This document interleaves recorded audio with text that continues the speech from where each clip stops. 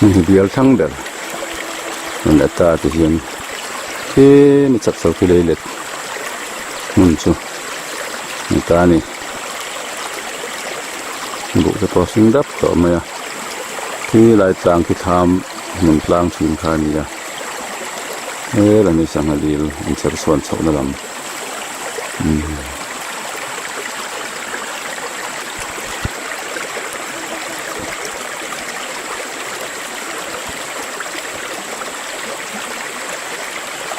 mình lập quần về là ngã dán lật xuống dễ là người ta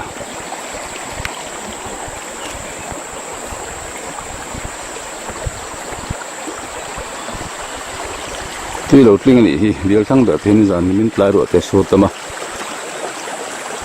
và mình tuy đầu tiên qua tổ mày điều số mà hiện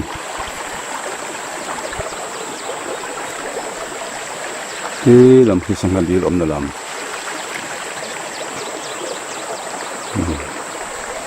นี่แหละที่ทำมันสิครับ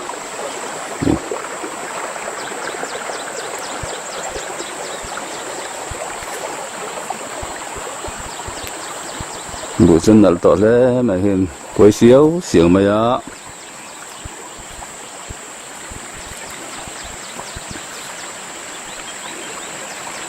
ที่จริงอะบุที่หลังซาตะแล้วนี่ให้บุเจ้าเสียงสองนี่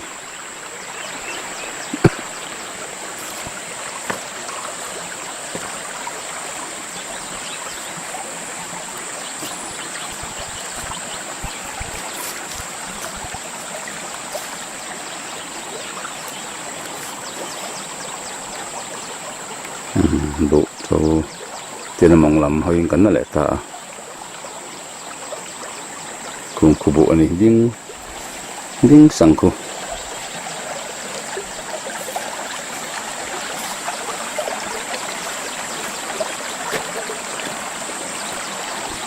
tại dân tuyệt linh klem đều làm riêng thấy để về sao ini biar kelak lah tapi sangat dilmong berzon pay ini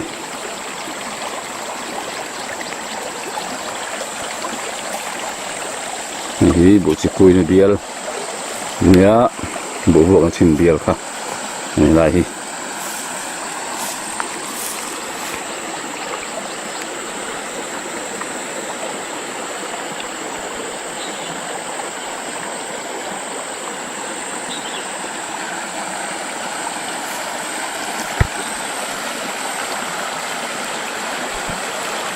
ya sắc sầu làm cái là dễ làm sắc làm gì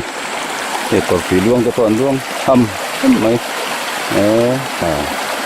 miếng trái làm rồi số can tôi cầm được hết cái gì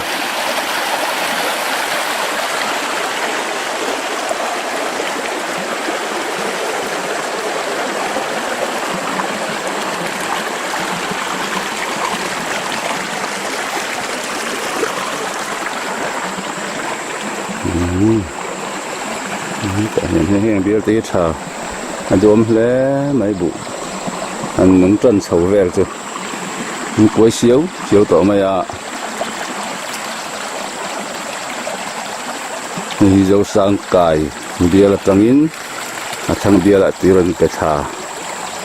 này thì lâu lút trâu này thì ngã là cả ngày này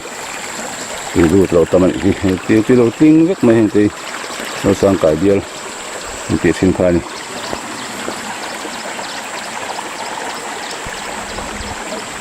đại tham thì có đôi khi mà tham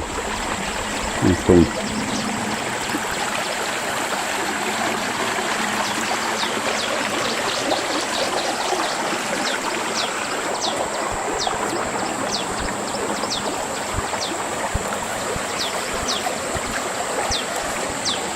do sang cải bia là ram làm trăng in làm hơi lạc phèn anh thì hiện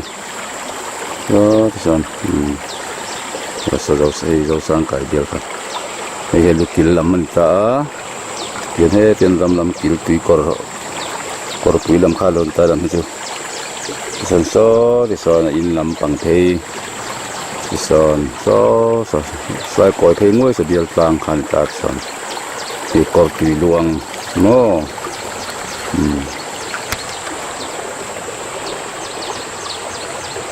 đi làm cái đồ lắm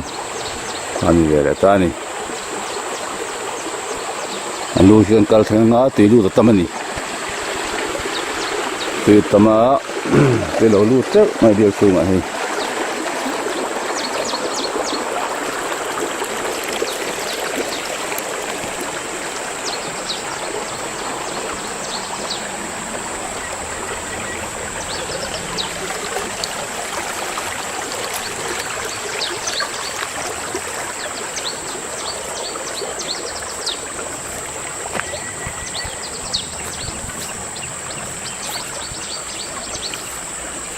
kalau jadi lah,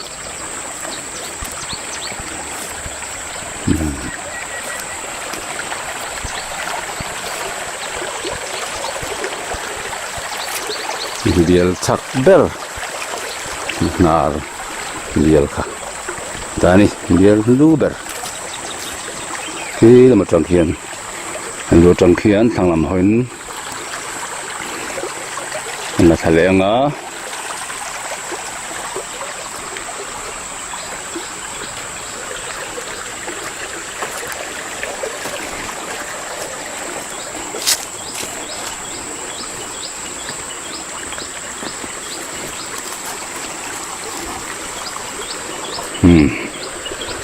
Tiền biel top,